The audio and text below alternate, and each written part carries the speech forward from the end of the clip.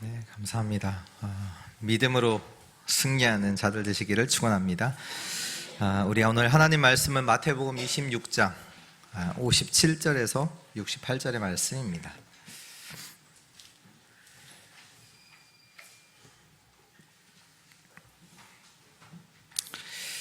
마태복음 26장 57절에서 68절 우리 한 절씩 교독합니다. 예수를 잡은 자들이 그를 끌고 대제사장 가야바에게로 가니 거기 서기관과 장로들이 모여 있더라. 베드로가 멀찍이 예수를 따라 대제사장의 집들에까지 가서 그 결말을 보려고 안에 들어가 하인들과 함께 앉아 있더라. 대제사장들과 온 공회가 예수를 죽이려고 그를 칠 거짓 증거를 찾으매 거짓 증인이 많으나 얻지 못하더니 후에 두 사람이 와서 이르되 이 사람의 말이 내가 하나님의 성전을 헐고 사흘 동안에 지을 수 있다 하더라 하니 대제사장이 일어서서 예수께 묻되 아무 대답도 없느냐 이 사람들이 너를 치는 증거가 어떠하냐 하되 예수께서 침묵하시거늘 대제사장이 이르되 내가 너로 살아계신 하나님께 맹세하게 하노니 내가 하나님의 아들 그리스도인지 우리에게 말하라. 예수께서 이르시되 내가 말하였느니라. 그러나 내가 너희에게 이르노니 이후에 인자가 권능의 우편에 앉아 있는 것과 하늘 구름을 타고 오는 것을 너희가 보리라 하시니 이에 대제사장이 자기 옷을 찢으며 이르되 그가 신성모독하는 말을 하였으니 어찌 더 증인을 요구하리요. 보라 너희가 지금 이 신성모독하는 말을 들었도다. 너희 생각은 어떠하냐 대답하여 이르되 그는 사형에 해당하니라 하고 두 절 같이 읽습니다. 이에 예수의 얼굴에 침 뱉으며 주먹으로 치고 어떤 사람은 손바닥으로 때리며 이르되 그리스도야 우리에게 선지자 노릇을 하라. 너를 친 자가 누구냐 하더라. 아멘. 오늘 나의 망대가 되시는 하나님 라는 제목으로 우리 말씀 나누도록 합니다. 원래 이스라엘이 누구냐? 야곱의 이름이지요. 야곱의 온 가족들이 애굽으로 가게 됩니다. 왜 가게 됐냐? 야곱의 아들 요셉이 애굽의 총리였지요. 그때 또 기근이 있었고 해서 야곱의 모든 가족이 애굽으로 내려갑니다. 어떻게 보면 총리의 가족으로 초대를 받으면서 굉장한 이제 대접을 받으면서 저 애굽 나라에 내려가게 되죠. 근데 출애굽기 1장에 보니까요, 이 요셉을 알지 못하는 왕이 섰다. 요셉을 알지 못하는 왕이 애굽의 왕으로 서게 되는데 이 왕이 어느 날 생각을 합니다. 이스라엘을 보니까 그들이 많고 강한 거예요.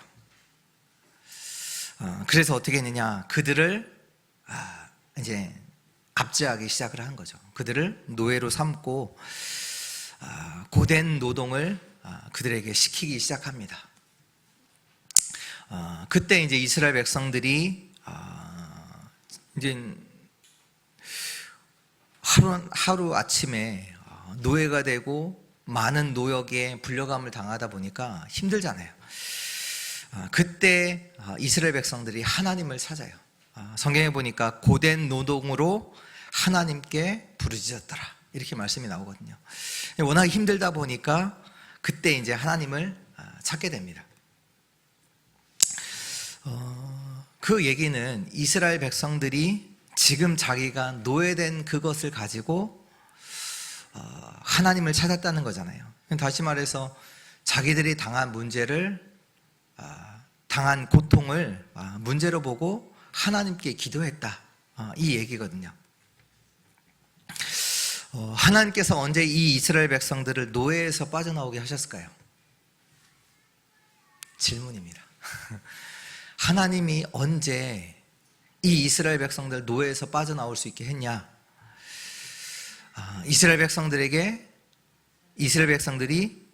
안에서 복음이 회복될 때 그때 이스라엘 백성들을 노예 가운데서 빠져나오게 하십니다. 그렇다면 하나님께서 지금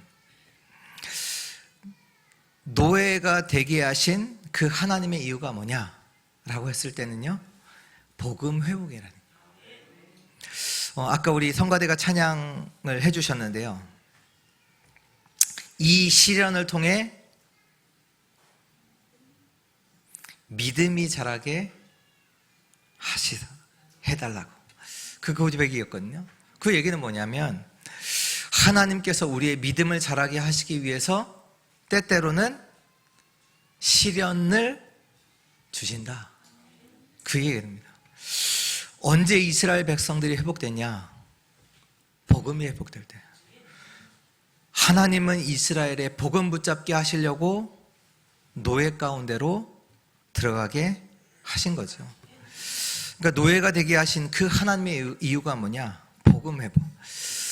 그렇다면 우리가 오늘 나에게 있는 문제를 두고 정확한 분석이 필요합니다. 지금 이스라엘 백성들이 복음 놓치고 엄청난 좋은 땅에서 살고는 있지만 복음 놓쳤어요. 그때 하나님이 이스라엘 백성들을 노예 가운데로, 요셉을 못하는 왕을 세우사 노예 가운데로 이스라엘 백성들을 넣으셨거든요. 왜요? 복음 회복하도록. 언제 이스라엘 백성들이 완전히 회복됐냐? 복음 회복됐을 때, 복음 붙잡았을 때. 그렇다는 얘기는 하나님께서 지금도 우리에게 있는 문제 속에서 하나님의 이유가 있다는 거거든요. 그렇다면 우리가 내게 있는 문제 속에서 정확하게 분석하는 것이 필요해요. 요셉에게는 가정의 문제가 있었잖아요. 모세에게는 국가가 지금 노예되었던 국가의 문제가 있었고, 사무엘에게는 교회에도 문제가 있었잖아요. 엘리 제사장은 완전히 이상이 끊기고 완전히 예배가 완전히 무너져 있는 그 시대. 다윗에게는 그 사울 왕이 계속 자기를 죽일 만큼 사회적으로 문제가 있었고요. 또 엘리야가 살았던 시대에는 우상의 문제가, 완전 거짓 선지자 850명이 설 만큼 우상의 문제가 큰 그런 시대였어요. 그때마다 렘넌트가 누구였냐? 있었던 렘넌트, 요셉, 모세, 다니엘, 다윗, 이 자들이 누구냐? 복음 가진 자가 있었어요. 그 얘기는 뭡니까? 문제냐? 그게 아니라 문제 속에서 정확하게 문제를 보셔야 돼요. 왜 하나님은 힘이 없으십니까? 아니요. 힘이 없으신 게 아니잖아요. 하나님이 문제 막지 못하세요? 막을 수 있잖아요. 그렇다면 하나님께서 왜 그 문제를 허락하신 데에는 그 이유가 있단 말이죠. 뭡니까? 내게 있는 문제는 복음을 회복하도록 하나님이 주신 겁니다. 그렇다면 같은 말이에요. 복음이 회복될 때 그때 이 문제는 끝납니다. 정확한 분석, 뭡니까? 하나님의 이유를 발견하는 겁니다. 오늘 여러 가지 문제 속에서 하나님의 이유를 발견하는 우리 주의 성도들 되시기를 축원합니다. 하나님이요, 능력 없으십니까? 힘이 없으십니까? 막지 못하십니까? 아니요. 막으실 수 있잖아요. 근데 왜 허락하세요? 하나님의 이유가 있어요. 복음을 회복하는 그 은혜 있기를 축원합니다. 오늘 예수님께서 잡히셔서 공회 앞에 서게 됩니다. 여기에 보니까 59절에 보니까 대제사장들과 온 공회가 예수를 죽이려고 그를 칠 거짓 증거를 찾으매. 지금 사람들이 예수님을 죽이려고 증거를 막 찾아요. 보통은 반대죠. 증거를 찾으면 죽여야 되는데, 여기는 지금 예수님을 죽이려고 이미 정해놨어요. 죽이려고 증거를 이제 막 찾죠. 그러면서 찾은 증거가 하나가 뭐냐? 예수님이 그 말씀을 하시잖아요. 하나님의 성전을 허물고 내가 3일 만에 지을 수 있다. 이러고 이걸 가지고 이제 예수님을 죽이려고 이제 증거를 이제 찾아냈죠. 그때 예수님은 어떻게 하십니까? 예수님의 대응은 어떻습니까?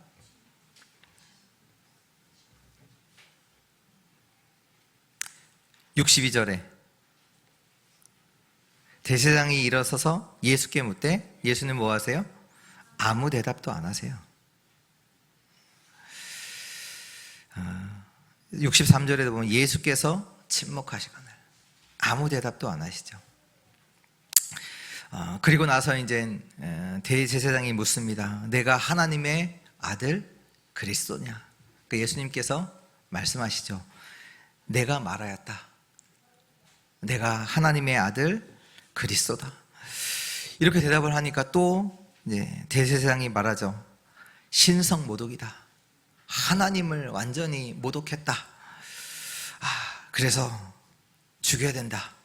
그러시면서 예수님께 침도 뱉고 주먹으로 치고 손바닥으로 치고 가진 모욕을 다 하지요. 오늘 저와 여러분들은 그리스도의 죽음 앞에 지금 우리가 말씀을 받고 있습니다. 하나님이신 그리스도가 왜 이런 일을 당하셨습니까? 예수님께서 기도하셨죠. 나의 원대로 마시고 아버지의 원대로 하옵소서.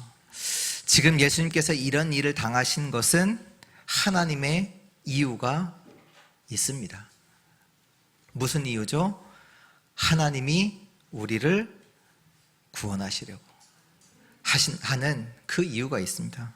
이사야서 55장 5절에서 6절에 보면 그가 찔림은 우리의 허물 때문이요 그가 상함은 우리의 죄악 때문이라. 그가 징계를 받음으로 우리가 평화를 누리고 그가 채찍에 맞음으로 우리는 나음을 받았도다. 우리는 다 양 같아서 그릇 행하여 각기 제 길로 갔거늘 여호와께서 우리 모두의 죄악을 그에게 담당시키셨도다. 왜 하나님께서 이렇게 하셨을까요? 왜 예수 그리스도가 이런 일을 당하게 하셨을까요? 왜입니까? 인간의 행위로는 구원을 이룰 수 없기 때문입니다. 우리가 어떤 일을 하든지 우리의 행위로는 우리가 구원을 이룰 수 없기 때문에 하나님께서 어떻게 하셨냐? 예수께서 날 위해 죽으시고 부활하신, 날 위해 대신 죽으시고 부활하도록, 그리고 이 예수가 그리스도임을 믿어서 구원받도록 하신 겁니다. 이것을 보고 성경은 하나님의 은혜라고 합니다. 우리가 은혜라고 하면 보통 우리가 은혜라고 이렇게 표현을 하면 나는 가만히 있는데 뭔가 일이 알아서 잘 되는 거, 이렇게 은혜라고 보죠. 근데 진짜 은혜를 아셔야 돼요. 은혜는 뭐냐? 하나님께서 적극적으로 개입하신 겁니다. 왜 그렇게 하셨냐? 내가 할 수 없기 때문에. 우리는요 무능해요. 뭐에 무능하냐? 죄의 사단, 지옥 배경, 무능해요. 죄도 우리가 해결할 수 없고요, 사단 우리가 이길 수도 없어요. 우리의 배경이 지옥이 배경이 되었는데 이것을요 우리가 없앨 수가 없습니다. 그래서 에베소서 1장 11절의 말씀에 보면 모든 일을 그의 뜻의 결정대로 일하시는 이의 계획을 따라 우리가 예정을 입어 그 안에서 기업이 되었으니. 우리의 구원을 말씀하시는데 뭐라고 말씀하시냐? 하나님의 뜻대로 된 것이다. 또 하나님의 계획을 따라 된 것이다. 또 뭐라고 하십니까? 하나님의 예정을 입어서 된 것이다. 그리고 우리가 하나님의 기업이 되었다. 우리의 구원 속에는 뭐가 있냐? 하나님의 완벽하신 개입이 있습니다. 우리가 할 수 없기 때문에, 우리가 무능하기 때문에 하나님이 완전히 개입하셔서 하나님의 뜻을 따라, 하나님의 계획을 따라, 하나님의 예정을 입어 우리가 하나님의 기업이 되어진 것입니다. 또 바로 다음 절에 12절에 보면 이는 우리가 그리스도 안에서 전부터 바라던 그의 영광의 찬송이 되게 하려 하심이라. 하나님의 영광의 찬송이 되게 하시려고 우리를 구원하셨습니다.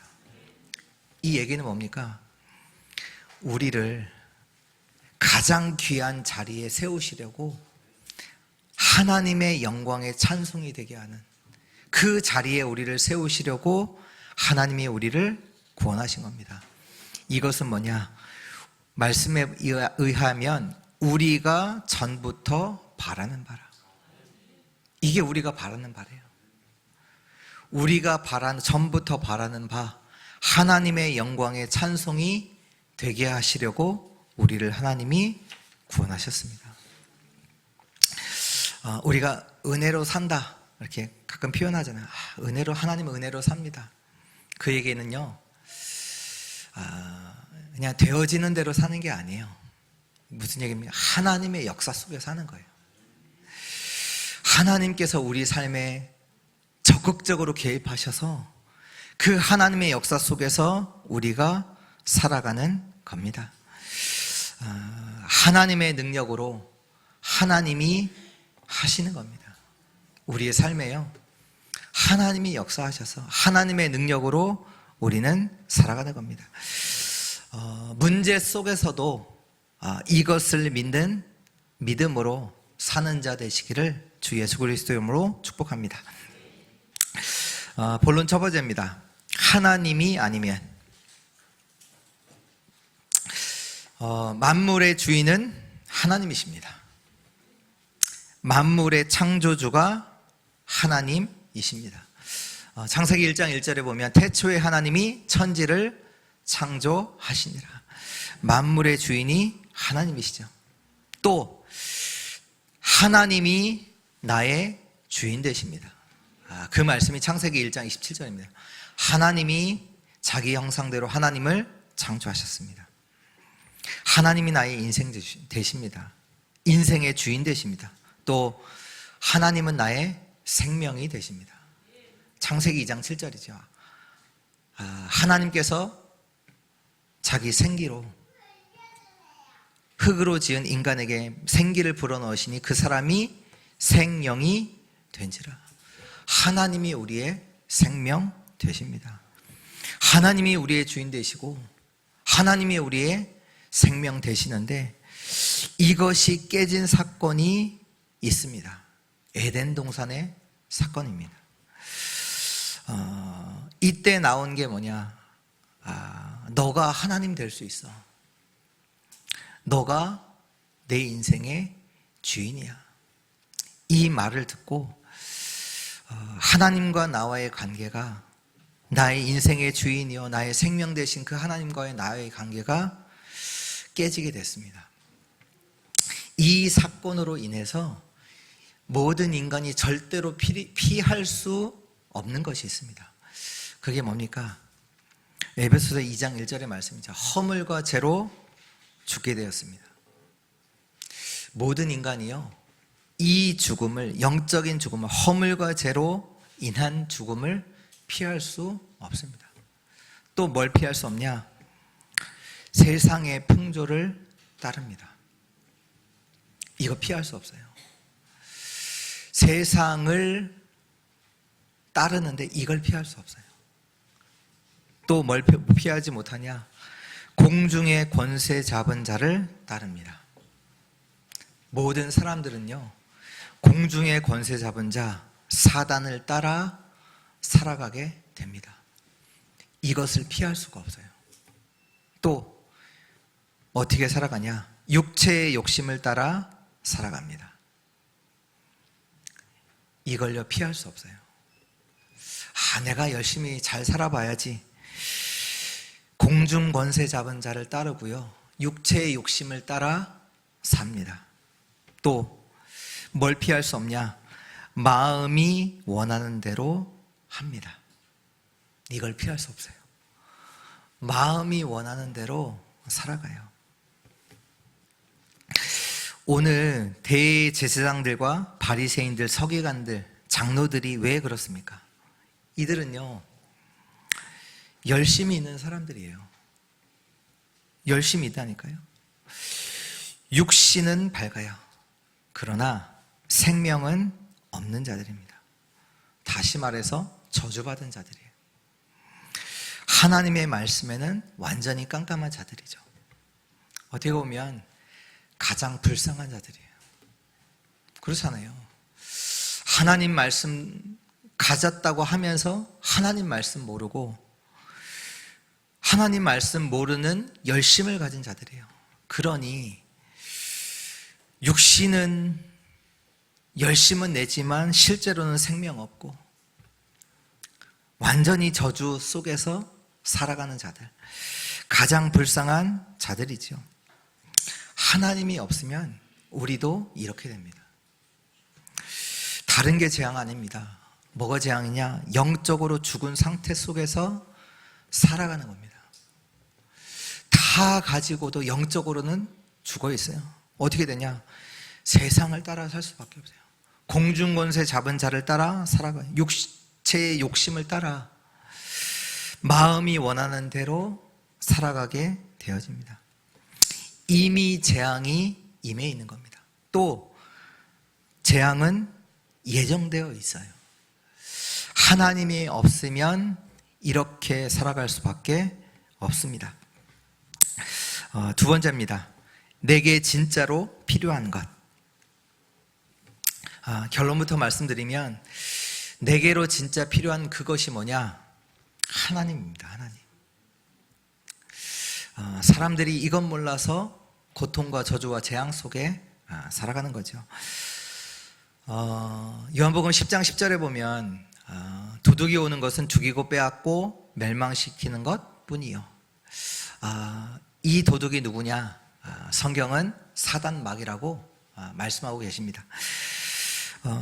강대국이 돼도 사단의 손에서 벗어날 수 없습니다. 그래서 강대국이 하는 일이 뭐냐? 전쟁 일으키고 싸움 일으켜서 사람들을 죽이는 겁니다. 지금도 마찬가지고요. 약소국은 어떻습니까? 늘 강대국에 당하잖아요. 그러다 보니 상처 속에 빠져 죽습니다. 강대국은 전쟁, 싸움 늘 여기에 빠져서 죽고요. 약소국은 늘 당하는 상처 속에서 거기에 빠져 죽고요. 또 교회 다니는 사람은 어떻습니까? 복음의 가치를 몰라요. 하나님이 복음을 주셨는데 사단이 뭐합니까? 복음의 가치를 모르게 해요. 복음을 붙잡지 않아요. 왜? 복음의 가치를 모르니까. 복음의 가치를 모르고 복음을 붙잡지 않다 보니 뭐하냐? 또 세상 따라가요. 이 일을 사단이 하고 있습니다. 사람들이요, 사단의 존재에 대해서 무지해요. 또 사단의 역사에 대해서 무지합니다. 구약에 보면 욥이라는 사람이 나오죠. 욥을 보니까요, 하나님께서 이렇게 성경에는 이렇게 말하고 있습니다. 욥은 누구냐? 온전하고 정직하여 하나님을 경외하며 악에서 떠난 자다. 욥을 이렇게 성경은 기록하고 있어요. 온전하고 정직하고 하나님을 경외하며 악에서 떠난 자. 근데 어느 날 하루아침에 욥이 모든 재산을 잃어버리게 됩니다. 근데 거기에 말씀해 보면 갈대아 사람들이 일어나서 욥이 갖고 있는 모든 가축들, 모든 재산을 가져가죠. 맞습니까? 욥의 모든 재산을 가져간 자가 갈대아 사람입니까? 근데 아니거든요. 성경은 누가 했어요? 사단 때문에 욥이 하루아침에 모든 재산을 잃게 됩니다. 마태복음 12장 22절에 보면 거기에 보면 눈 멀고 말 못하는 사람을 예수님께 데려옵니다. 근데 거기에 이렇게 표현되어 있어요. 눈 멀고 말 못하는 사람이라고 표현되지 않고 그 전에 귀신 들려 눈 멀고 말 못하는 사람을 데려오매. 다 다 그렇다는 얘기가 아니에요. 그러나 눈 멀고 말 못하는 사람 중에 귀신으로 인해서 되어진 자들이 있습니다. 또 누가복음 13장 11절에 보면 18년 동안 앓으며 고부라져서 조금도 펴지 못하는 한 여자가 나옵니다. 근데 성경은 이 여자를 뭐라고 하냐? 18년 동안 이 여인을 이렇게 만든 자가 누구냐? 귀신이라고 나와요.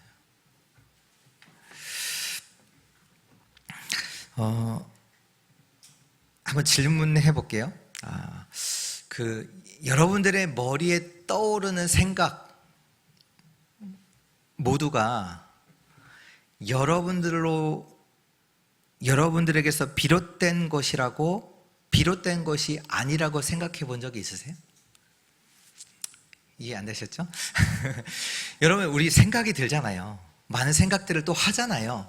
그 생각 모두가 여러분들로 말미암아서 되어진 생각이 아니다 라고 생각해 본 적 있으세요? 마태복음 16장에 보면 베드로가 고백을 하죠. 주는 그리스도에 살아계신 하나님의 아들이십니다. 고백한 이후에 예수님께서 마태복음 16장 21절에 보면 이때로부터 예수 그리스도께서 자기가 예루살렘에 올라가 장로들과 대제사장들과 서기관들에게 많은 고난을 받고 죽임을 당하고 제3일에 살아날 것을 제자들에게 비로소 나타내시니, 이 얘기를 듣고 베드로가 이렇게 얘기를 합니다. 베드로가 예수님을 붙잡고 항변하여 이르되 주여 그리 마옵소서, 이 일이 결코 주께 미치지 아니하리이다 라고 하니까 예수님이 대답을 하시는데, 예수께서 돌이키시며 베드로에게 이르시되 사단아 내 뒤로 물러가라, 너는 나를 넘어뜨리게 하는 자로다. 내가 하나님의 일을 생각하지 아니하고 도리어 사람의 일을 생각하는도다. 지금 베드로가 한 그 생각이 베드로가 스스로 한 생각이 아니란 얘기예요. 요한복음 13장 2절에 보면 이렇게 고백합니다. 마귀가 벌써 시몬의 아들 가룟 유다의 마음에 예수를 팔려는 생각을 넣었더라. 예수를 팔려는 생각을 누가 넣어요? 마귀가. 질문할게요. 나는 왜 자꾸 낙심하고 염려할까요?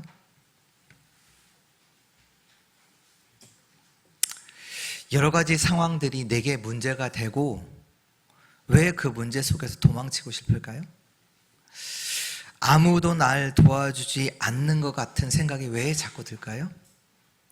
혼자 있는 것 같은 생각이 왜 많이 들까요? 오늘 고백하시기를 축원합니다. 오늘 나에게는 하나님이 필요합니다. 오늘 나에게는 그리스도가 필요합니다. 이 문제 가운데 하나님이 나의 하나님이 되어 주옵소서. 내 생각 아니에요. 우리가 그 사단 알잖아요. 아는데 진짜로 무지해요. 그 사단의 역사 무지해요. 물론 모든 생각이 사단이 준 생각이냐? 아니죠. 근데 우리에게 있었던 많은 생각들이요, 사단이 줍니다. 그래서 진짜 고백하셔야 돼요. 진짜로 내게 필요한 게 뭐냐? 다른 게 아니에요. 하나님이 필요한 거예요. 하나님이 나에게는 필요합니다. 그리스도가 나에게는 필요합니다. 사단 우리가 꺾을 수 있어요? 못 꺾어요. 이 문제 가운데 하나님이 나의 하나님 되어 주옵소서. 예수가 그리스도 되사 죄와 사단과 지옥의 문제를 끝내셨습니다. 요한복음 고린도전서 15장 57절에 우리 주 예수 그리스도로 말미암아 우리에게 승리를 주시는 하나님께 감사하노니, 우리에게 승리를 주실 수 있는 분은 오직 여호와 하나님이십니다. 우리를 승리케 하시는 분은요, 하나님이세요. 우리가 실력을 갖추고 능력을 갖추고 성공한다고 우리가 승리하는 게 아닙니다. 우리를 승리하게 하시는 분은 하나님이세요. 내게 가장 필요한, 절대로 필요한 분은 하나님이세요. 고린도서에서 3장 1절 2절에 보면, 그러므로 너희가 그리스도와 함께 다시 살리심을 받았으면 위의 것을 찾으라. 거기는 그리스도께서 하나님의 우편에 앉아 계시니라. 위의 것을 생각하고 땅의 것을 생각하지 말라. 너희가 그리스도와 함께 다시 살리심을 받은 자다. 다시 살리심을 받았다는 얘기가 뭡니까? 우리가 이전에는 죽어있던 자예요. 원래 죽어있던 자라니까요. 우리를 누가 살리셨냐? 하나님께서 그리스도와 함께 다시 살리셨습니다. 그리고 그 그리스도는 하나님 우편에 앉아 계세요. 하나님 우편에 왜 앉아 계십니까? 하나님의 통치를 우리가 받고 있다는 얘기예요. 하나님의 권능의 우편에 그리스도가 앉아 계시다. 우리 가운데 역사하시면서 우리를 다스리시고 계신다는 얘기예요. 그래서 뭐냐? 염려하지 마. 땅의 거 염려하지 말고 위의 것을 생각해. 오늘 말씀에도 64절에 말씀하셨네요. 예수께서 이르시되 내게 내가 말하였도다. 그러나 뭐라고 하세요? 내가 너에게 이르노니 이후에 인자가 권능의 우편에 앉아있는 것을 보리라. 하나님께서 하늘 우편에 앉아 계시사 모든 만물을 다스리시고 우리의 삶에 역사하고 계십니다. 그분이 재림주로 오시지요. 우리의 재림주여, 우리의 심판자 되십니다.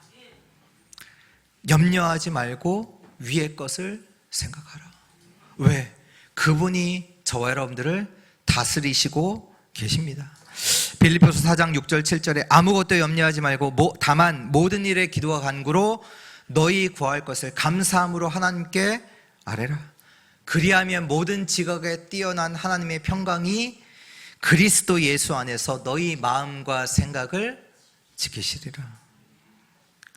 이것이 기도해야 할 이유입니다. 아무것도 염려하지 말고 기도해. 하나님께서 우리의 마음과 생각을 지켜주셔야 합니다. 우리의 마음과 생각, 우리 마음과 생각을 컨트롤할 수 있다. 착각이에요. 사단은요, 우리 마음과 생각 속에 역사하고 있어요. 많은 불신앙들, 염려들, 낙심들, 우리가 생각하는 게 내가 생각하는 건데요, 사단을 몰라서 그래요. 예수를 팔 생각을 마귀가 줬다니까요. 예수님을 꺾으려고 사단이 찾아왔다니까요. 예수님을 찾아왔다니. 누가? 사단이 예수님을 무너뜨리려고.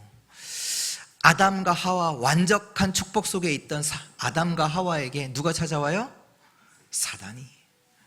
뭐라고 속여요? 너가 하나님이야. 너가 하나님 될 수 있어. 기도해야 돼요. 하나님이 나의 하나님 되어 주옵소서. 이 문제 가운데 하나님이 나의 하나님 되어 주옵소서. 나는 하나님이 필요합니다. 나는 그리스도가 필요합니다. 하나님이 여러분들을 지키십니다. 잠언 18장 10절에 여호와의 이름은 견고한 망대라. 의인은 그리로 달려가서 안전함을 얻느니라. 나에게 진짜로 필요한 그것은 하나님이십니다. 3번, 본론 세 번째입니다. 문제 앞에서. 문제 앞에서 우리는 무엇을 해야 할까요? 문제 앞에서 우리는 무엇 해야 할까요? 다니엘서 3장에 보면 다니엘의 세 친구가 문제 가운데 놓이게 됩니다. 느부갓네살 왕이 자기 신상을 만들어 놓고 모든 사람 보고 절하라고 합니다. 절하지 않으면 풀무불에 넣겠다. 근데 다 절을 하는데 다니엘의 세 친구가 절하지 않습니다. 그 세 명을 아끼는 왕이 불러서 얘기하죠. 내가 다시 한번 기회 줄 테니 절하라. 그렇지 않으면 풀무불에 넣게 될 거야. 그때 세 친구들이 뭐라고 하냐? 왕이요, 이 일에 대해서는 왕에게 할 말 없습니다. 그리고 나서 왕에게 대답을 하면서 뭐라고 하냐? 우리가 섬기는 하나님이 계시면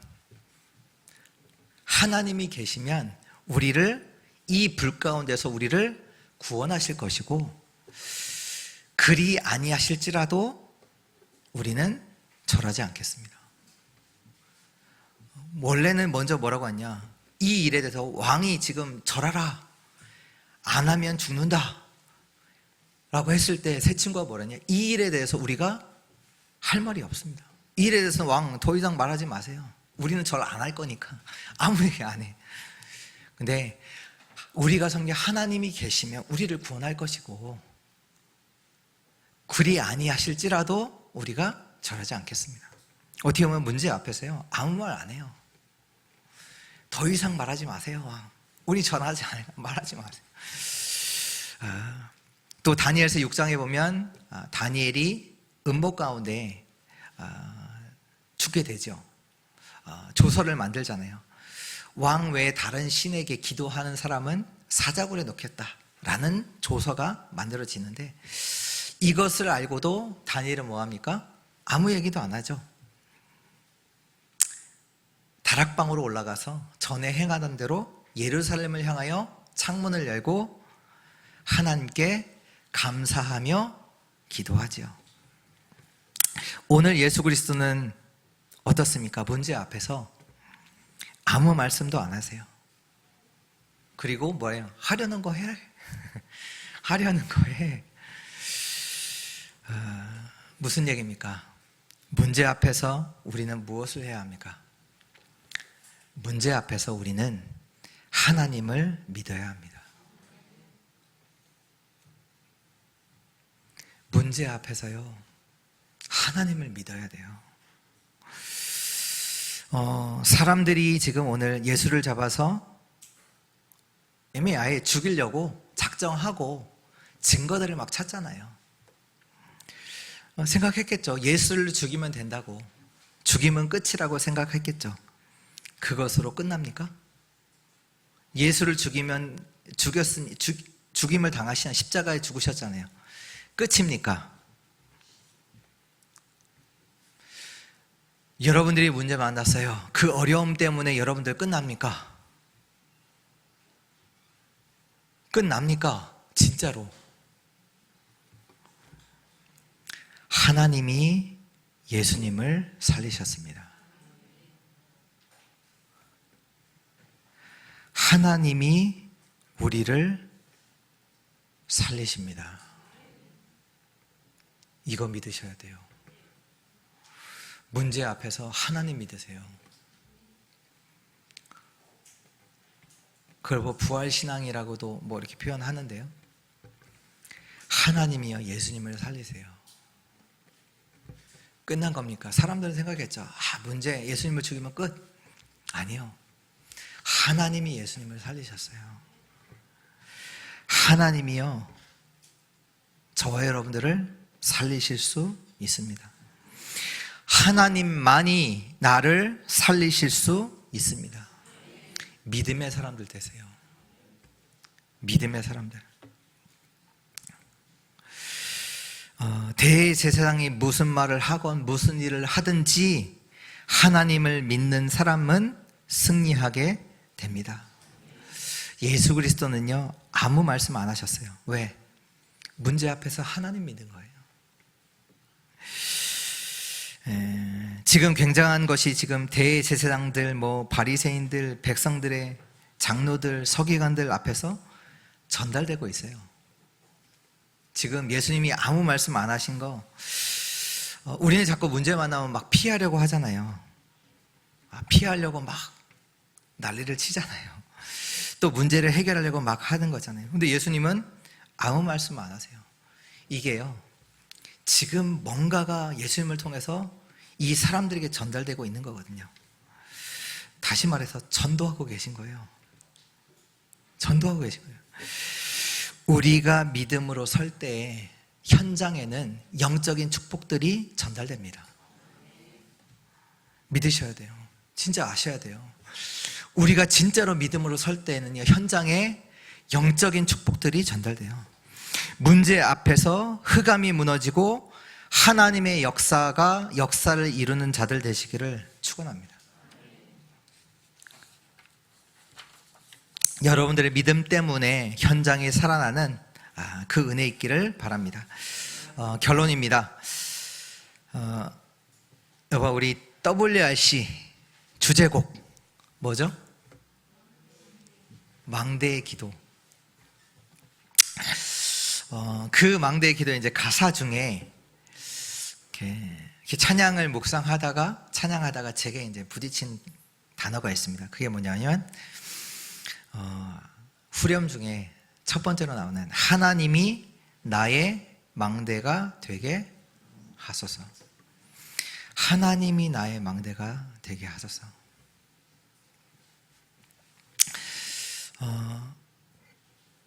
나에게 참된 복을 주실 수 있는 분은 하나님이십니다. 저와 여러분들에게 참된 복을 주시는 분은 하나님이세요. 나의 삶의 생명으로 빛으로 역사하시는 분은 하나님이십니다. 나를 구원하실 수 있는 분은 오직 하나님뿐입니다. 다윗이 늘 고백하고 기도했지요. 뭐라고 고백합니까? 시편 23편 1절 잘 아시는 여호와가 나의 목자십니다. 그래서 나는 부족함이 없습니다. 하나님이 나의 망대이십니다. 하나님이 나의 목자십니다. 시편 68편 20절에도 보면 하나님은 우리에게 구원의 하나님이시라. 사망에서 벗어남은 주 여호와로 말미암거니와. 다윗이 찬양한 거예요. 우리를 구원하시는 분은 여호와 하나님이십니다. 하나님이 나의 망대가 되게 하소서. 에베소서 2장 12절에 보면 우리는 원래 성경에 그렇게 나와요. 하나님이 없던 자다. 이게 말씀되어 있어요. 우리는 누구냐? 원래 하나님이 없던 자예요. 하나님을 떠나서 하나님이 없는 자예요, 원래. 근데 에베소 2장 20절에 22절에 이렇게 보면 하나님이 거하실 처소가 되기 위하여 그리스도 예수 안에서 함께 지어져 가느니라. 원래 우리는 하나님이 없던 자예요. 근데 예수 그리스도 안에서 하나님이 거하실 처소로 함께 우리가 그 안에서 지어져 간다. 오늘 저와 여러분들 안에 하나님의 거하시는 그 망대가 세워지기를 축원합니다. 우리의 일생은 뭡니까? 하나님이 거하시는 처소로 모든 것 속에서 하나님이 하시는 것을 보는 겁니다. 우리 안에 하나님 함께 하시잖아요. 하나님이 우리를 성전 삼고 함께 하시잖아요. 그렇다면 우리의 일생은 뭐냐? 하나님이 하시는 것들을 보는 거예요. 모든 것 속에서. 왜요? 하나님이 나의 망대가 되시기 때문에. 오늘 예수님께서 보신 게 있어요. 예수님이 보셨어요. 뭘 보셨냐? 지금 이렇게 되어진 것은 하나님이 하신 것이라는 것을 본 거예요. 그러니까 아무 말이 없으시죠. 또 뭘 보셨냐? 하나님이 나를 살리실 것을 보신 거예요. 아무 말씀 안 하시잖아요. 우리의 일생은 뭐냐? 하나님이 하시는 것을 보는 거예요. 문제 만났다. 문제 속에서 하나님이 하실 것을 보는 겁니다. 어려움 만났어요? 그 속에서 하나님이 하실 것을 보는 거예요. 왜? 하나님이 우리의 망대가 되신다니까요. 하나님이 우리에게, 우리 안에 거하신다니까요. 하나님이 거하실 처소, 하나님께서 우리 안에, 하나님이 우리의 망대가 되십니다. 나의 망대가 되신 하나님, 그 속에서 모든 것을 보는 자 되시기를 주 예수 그리스도의 이름으로 축복합니다. 하나님 감사합니다. 하나님이 우리의 망대가 되십니다. 그 축복을 모든 현장에서 누리게 하옵소서. 정말로 하나님을 찾는 자 되게 하시고, 또 하나님이 하시는 것을 보는 자들 되게 하여 주옵소서. 우리의 눈을 열으시고 우리의 귀를 여사 하나님께서 우리에게 주시는 그 음성 듣게 하시고 하나님이 하시는 그 역사를 보게 하여 주옵소서. 주 예수 그리스도의 이름으로 기도합니다. 아멘.